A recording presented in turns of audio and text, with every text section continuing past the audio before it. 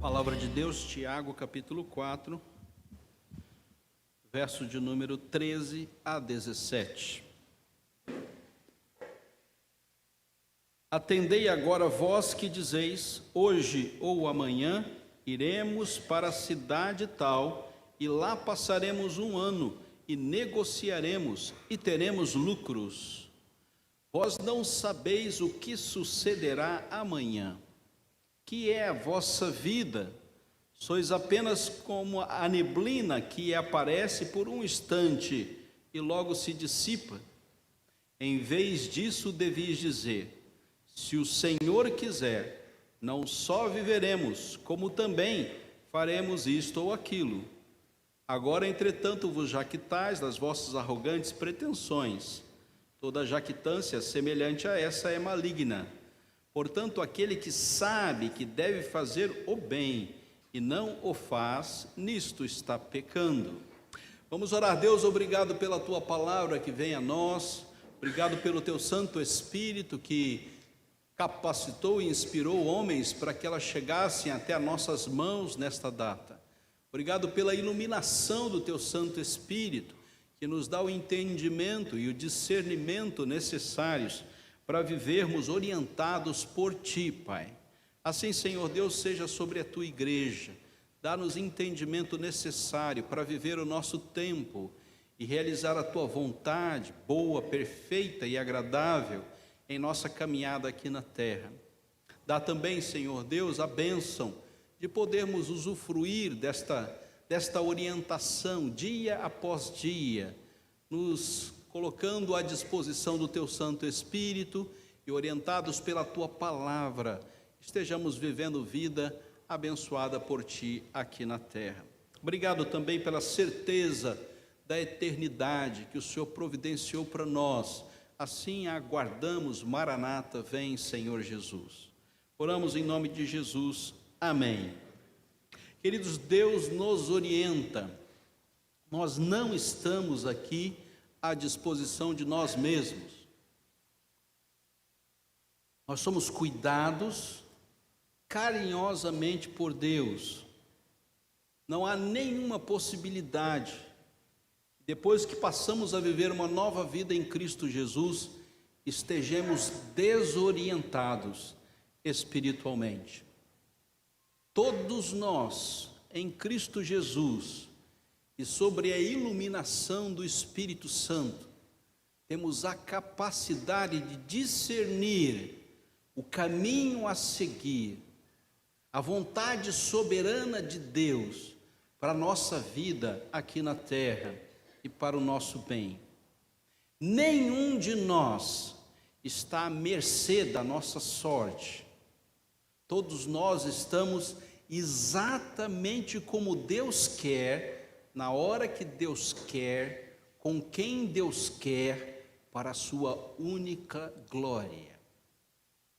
O escritor sagrado já escreve aqui nesta carta, uma carta geral que deve ser lida por todas as igrejas da circunvizinhança, e deixa claro para nós, e deixa claro para aquelas igrejas do primeiro século, que nós estamos dentro de ambiente chamado a vontade de Deus.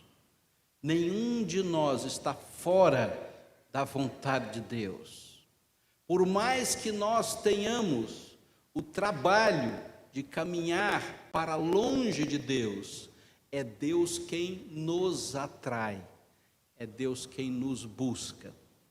Às vezes, viemos um pouco mais cedo, ou então um pouco mais tarde, na nossa leitura humana, mas a vontade de Deus sempre será perfeita, em qualquer que seja a circunstância. Há uma dificuldade nessa carta, é uma igreja que tem muitos problemas, o momento da igreja é um momento problemático.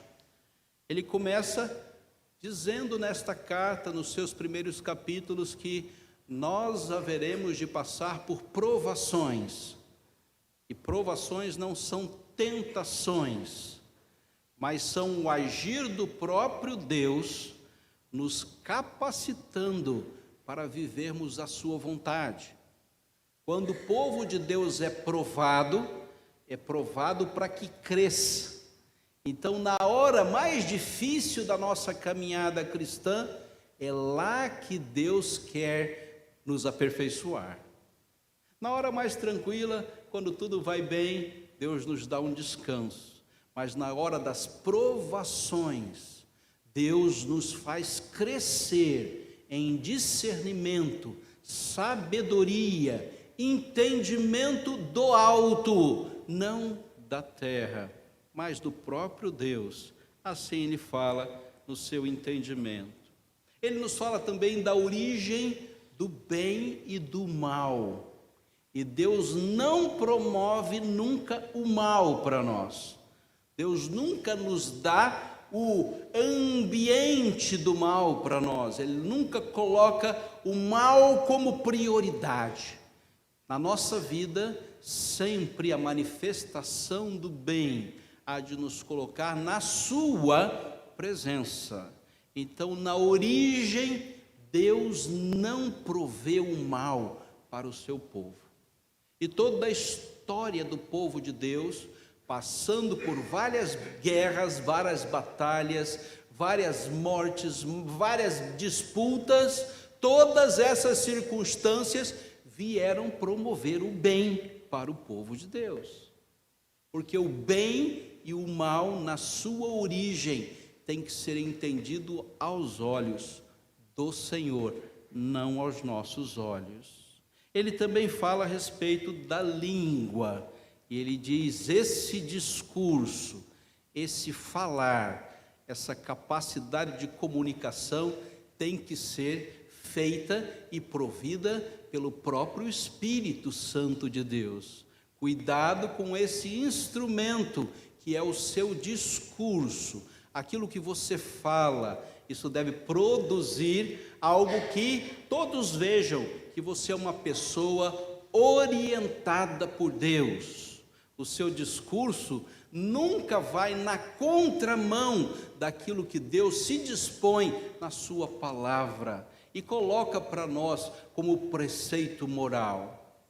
Deus está totalmente envolvido com cada uma das palavras que nós usamos. Então, muito cuidado nessa hora.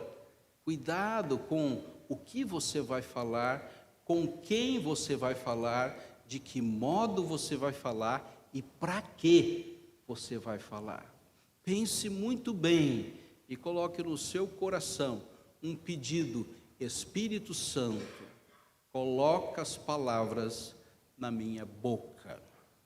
Ele também fala a respeito de sabedoria, e toda sabedoria vem do alto. Não há nenhuma sabedoria do ponto de vista de Deus que eu possa produzir. Eu preciso da intervenção divina para que eu possa adquirir sabedoria para viver. Se não for pela intervenção de Deus, nada há de acontecer. Essa igreja também está vivendo, essas igrejas que leem a carta, muitos conflitos e muitas contendas, e suas orações não estão sendo ouvidas. E o escritor sagrado novamente o orienta e diz: olha, a única possibilidade de você fazer aquilo que você deve fazer aqui na terra é se você tiver uma sujeição plena a Deus. Sujeitai-vos a Deus, e Ele há de conduzir a sua vida, porque Deus resiste todo orgulho e toda soberba, mas Ele dá graça aos humildes. E voltamos a essa palavra, né? Parece que ela nos persegue como cristãos. Não tem como resolver nada com Deus se não houver humildade. O texto que lemos, ele fala a respeito de projetos. Aquilo que eu sonho em realizar, aquilo que eu planejo, aquilo que eu preparo, aquilo que eu envolvo uma organização, aquilo que eu envolvo uma estrutura, aquilo que eu envolvo objetivos pessoais. E todos nós temos essa bênção de racionalmente projetar, articular, organizar, estruturar nossas vidas, termos algo para realizar. Somos empreendedores por natureza, queremos fazer algo e projetar algo para nossa realização. Portanto, ele submete esses projetos à orientação de Deus. E ele termina essa carta falando sobre paciência.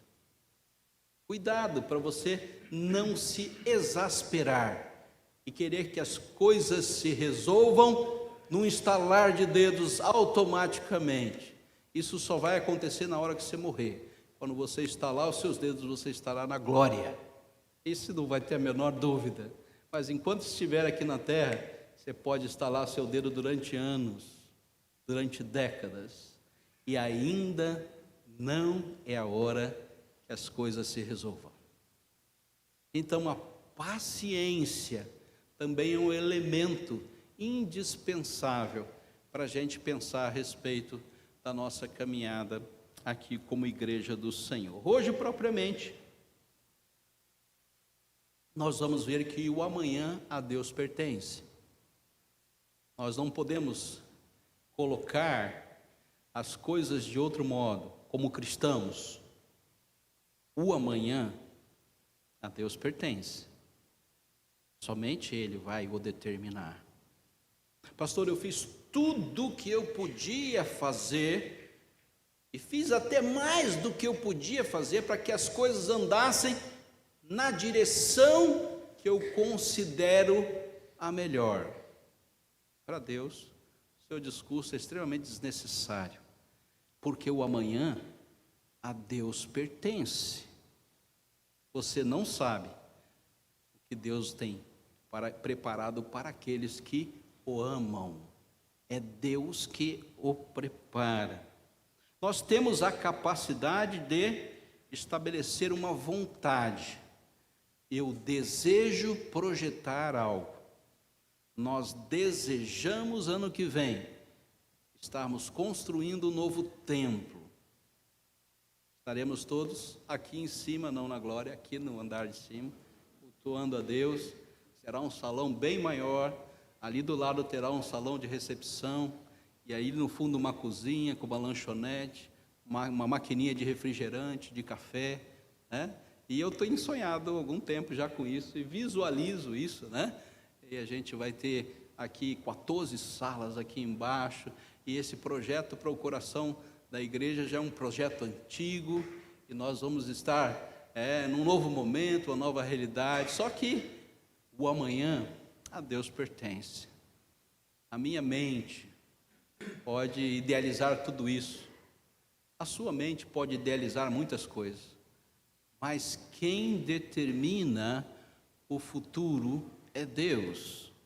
Então a minha vontade deve partir de um princípio onde Deus é que estabelece o amanhã. Senão você vai se fatigar, você vai sofrer, você vai perder noites de sono, você vai perder a paciência, você vai começar a conflitar com as pessoas, você vai começar a se desentender com aqueles que lhe são mais queridos, porque a sua impaciência vai ser contaminante.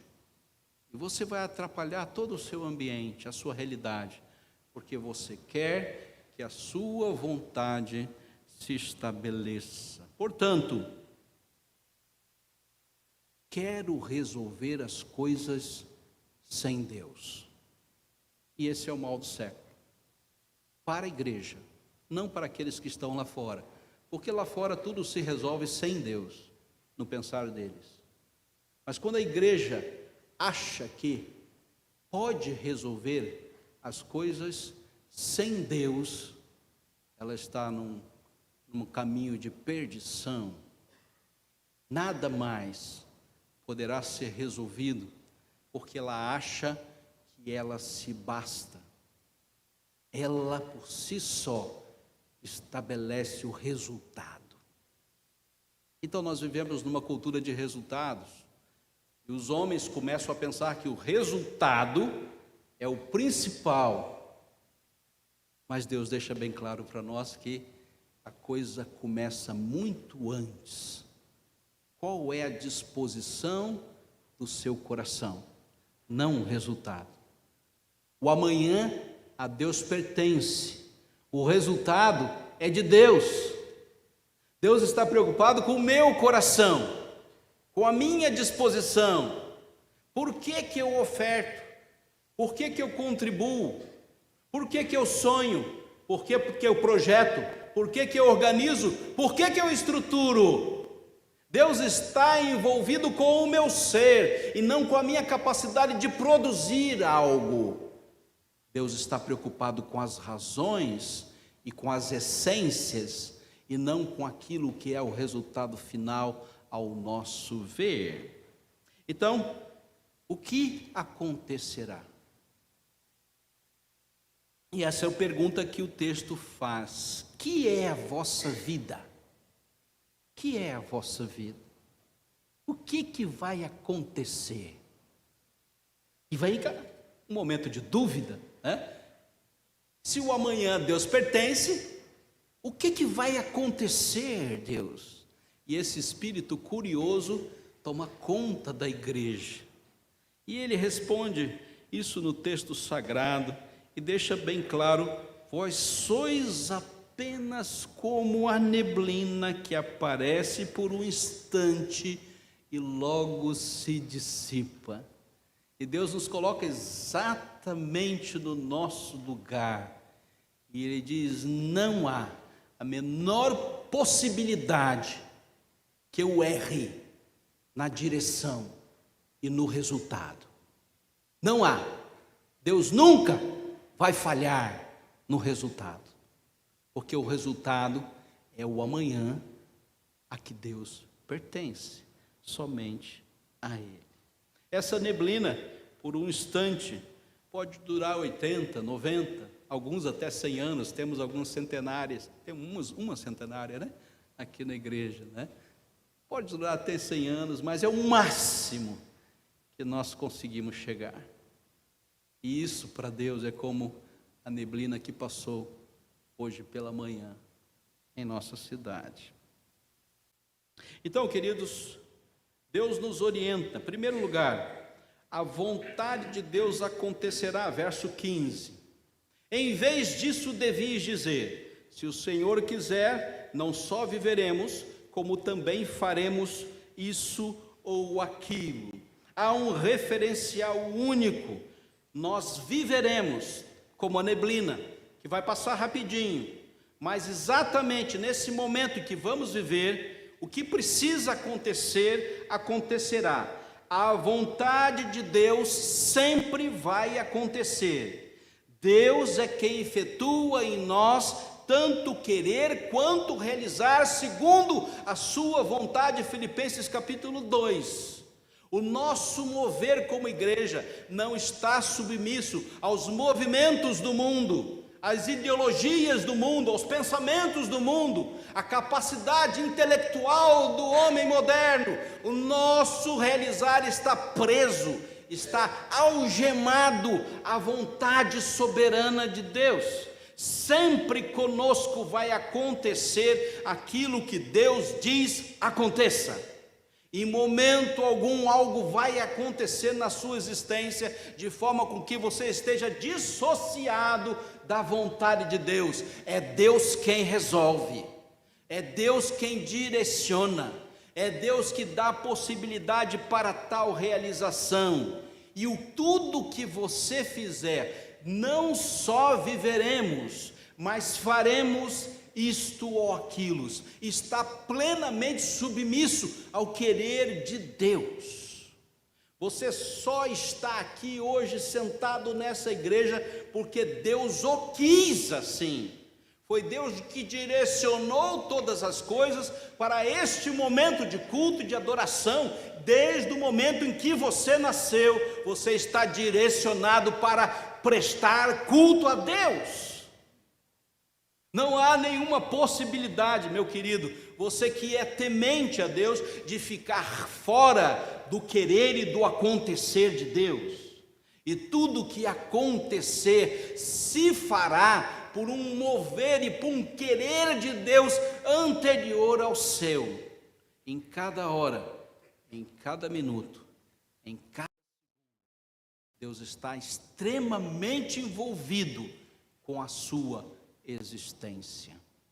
Não pense que os homens, por mais que possam tramar, mudem esta vontade sobre a sua vida.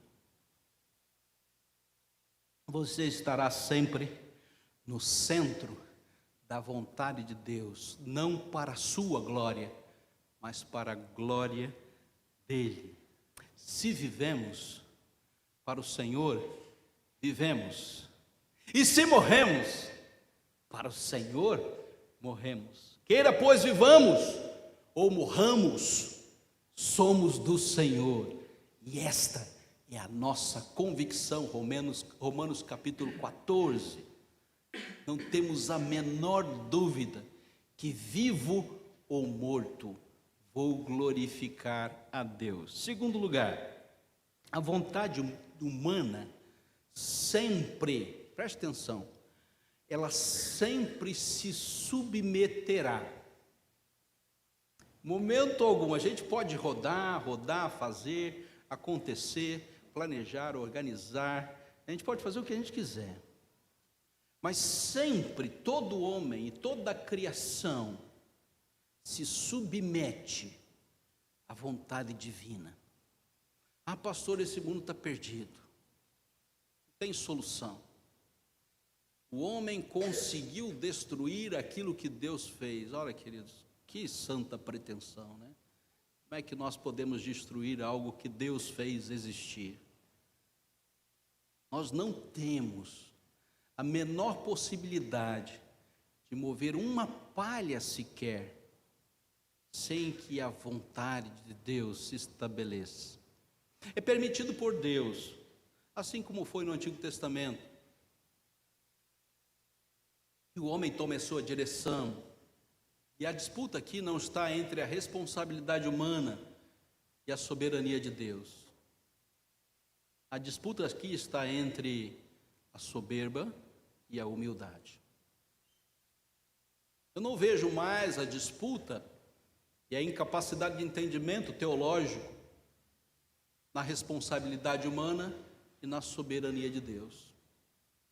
Tenho visto com outros olhos. A disputa está entre ser soberbo e ser humilde. A soberba diz que eu resolvo, e o humilde diz que Deus resolve. O problema aqui não é entendimento teológico, o problema aqui é disposição de coração. E quando chegamos diante dessa mesa, se não chega humilde, vai tomar um suco e vai comer um pão, não vai fazer a menor diferença. Porque essa mesa é a mesa da humildade. Jesus Cristo se faz sacrifício por nós. Então, o ser cristão, não há mais dúvida para nós que Deus é soberano. A dúvida é se eu aceito que Deus é soberano. E se eu quero viver debaixo da soberania de Deus. Porque, nas fim das contas, todos nós vamos olhar na porta da eternidade. Foi eu quem te trouxe aqui. E, em último lugar, a vontade de Deus, mais o agir humano, sempre vai nos conduzir à graça divina. Como é que isso acontece, pastor? Verso de número 17. Portanto, aquele que sabe, olha só, não é aquele que é ignorante, não. É aquele que sabe que deve fazer o bem e não o faz, nisto está pecando. Na vontade de Deus não há possibilidade do mal. Na vontade de Deus sempre haverá a operação do bem. Agora ele vira para nós e diz: a vontade é que você faça o bem E quando ele diz, você deve fazer o bem, e você não faz, aí você desagrada a Deus. Aí Deus tem um olhar para você em outro tom, uma conversa em outro tom. Você sabe exatamente o que você deve fazer. Você sabe qual devem ser os seus projetos, você sabe qual deve ser a nova estrutura, você sabe qual deve ser a organização, você sabe tudo isso, eu já te ensinei tudo isso. Já coloquei em seu coração, para que disposto em seu coração você possa dar sentido à sua existência. Fazer o bem, e você não faz. Aí sim, tem consequência. Nisto você está pecando. Queridos, nós como igreja ficamos aqui para fazer o bem. Não há nenhuma outra necessidade da igreja estar na terra se ela não faz o bem. Se ela promove o mal. Quando a igreja promove o mal, ela sai da sua razão de existência. E nós só estamos aqui para humildemente fazer o bem a todos. Nós sabemos disso. Nós estamos preparados para fazer isso. E diz Romanos, capítulo de número 12: não te deixes vencer do mal, mas vence o mal com o bem. Lógico, tinha que ser esse verso, né? Mas vence o mal com o bem. Então, não te deixes vencer do mal. Então, somos convidados, e por pessoas que nós temos em grande conta, a responder o mal com o mal. E essa não é a vocação da igreja. Nós não estamos aqui para responder o mal com o mal, e nem injúria com injúria. Nós estamos aqui para fazer unicamente, exclusivamente o bem. Termino. Confie integralmente na soberana vontade de Deus. Ela nunca falha. Dependa submissamente em tudo de Deus. Portanto, os seus projetos e os seus sonhos são por Ele conhecidos. Invista todos os recursos no fazer o bem para com todos, porque Deus ama a quem dá com alegria. Que Deus abençoe a sua palavra.